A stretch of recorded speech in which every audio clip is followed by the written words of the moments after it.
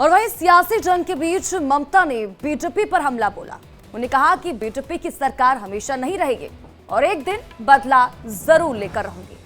देखिए रिपोर्ट।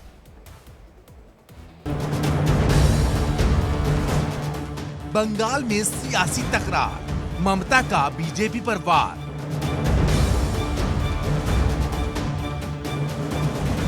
दीदी की धमकी, बदला जरूर लूंगी। एनडीए को ललकारा, इंडिया से किनारा। 24 का चुनाव बेहद दिलचस्प होता जा रहा है। सियासी जंग इतनी तेज हो चुकी है कि आरोप प्रत्यारोप का दौर अपने चरम पर है। पश्चिम बंगाल की मुखिया और टीएमसी अध्यक्ष ममता बनर्जी बीजेपी पर काफी हमलावर है। उन्होंने एक जनसभा के दौरान बीजेपी पर करारा हमला बोला और कहा कि बीजेपी की सरकार हमेशा नहीं रहने वाली। आज नहीं तो कल बीजेपी की सरकार बदलेगी जरूर और जिस दिन सरकार बदल जाएगी वो बीजेपी से बदला जरूर लेंगी। আমাকে প্রতারণা করা হয়েছে, আমার রিগিং করা হয়েছে, টোটাল ভোট লুট করা হয়েছে। সেদিন ডিএম এসপি সবাইকে চেঞ্জ করে দিয়ে বিজেপি ক্ষমতায় আছে বলে গায়ের জোরে ইলেকশন কমিশনের সাহায্যে ডিএম চেঞ্জ করেছিল, এসপি চেঞ্জ করেছিল, আইসি চেঞ্জ করেছিল।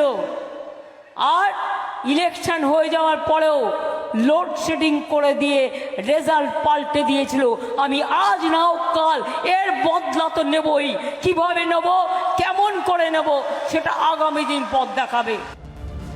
दीदी ने बंगाल के हल्दिया में एक जनसभा को संबोधित करते हुए बीजेपी से बदला लेने की धमकी दी।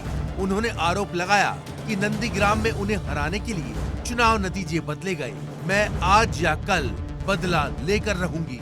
बीजेपी, ईडी और सीबीआई वहां हमेशा नहीं रहेंगे।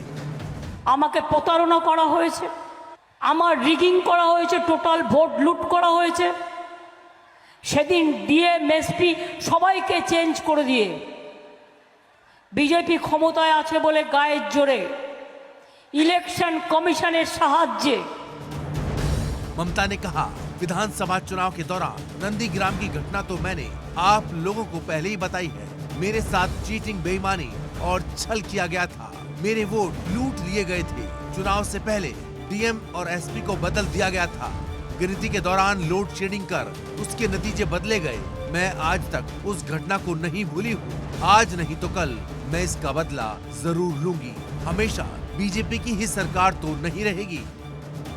दरअसल ममता बनर्जी 2021 के विधानसभा चुनाव की बात कर रही थी, जब 2 मई 2021 को पश्चिम बंगाल के नंदीग्राम विधानसभा चुनाव का नतीजा देर रात घोषित किया गया। चुनाव मैदान में बीजेपी के शुवेंदु अधिकारी और खुद ममता बनर्जी थी। चुनाव आयोग ने इस वीआईपी सीट पर बीजेपी नेता को विजयी घोषित किया था, जबकि दावा किया जा रहा था कि वोटों की गिनती में ममता बनर्जी आगे चल रही थी। लेकिन शाम को परिणाम घोषित करते वक्त बीजेपी के उम्मीदवार शुवेंदु अधिकारी को 100 मतों से विजयी घोषित कर दिया गया। इसके बाद नंदीग्राम में हिंसा भड़क उठी और 14 लोगों की मौत हो गई। बीजेपी पर हमला तो ठीक था, लेकिन ममता दीदी इतने गुस्से में दिखी कि उन्होंने अपने सियासी साथी कांग्रेस को ही वोट न देने की अपील कर दी। उन्होंने कहा कि कांग्रेस और सीपीआईएम के लोग बीजेपी से पैसे लेते हैं। इतना ही नहीं, उन्होंने आरोप लगाया कि सीपीआईएम बंगाल में चुनाव लड़ने के लिए बीजेपी के पैसे का इस्तेमाल कर रही है, इसलिए उन्हें एक भी वोट न दें।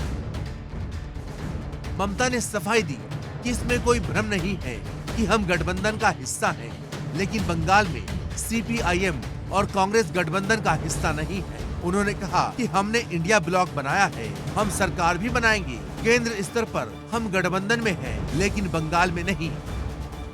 लगता है कि ममता दीदी को गठबंधन पर विश्वास नहीं है, इसलिए वो एक नई राह चुन रही है।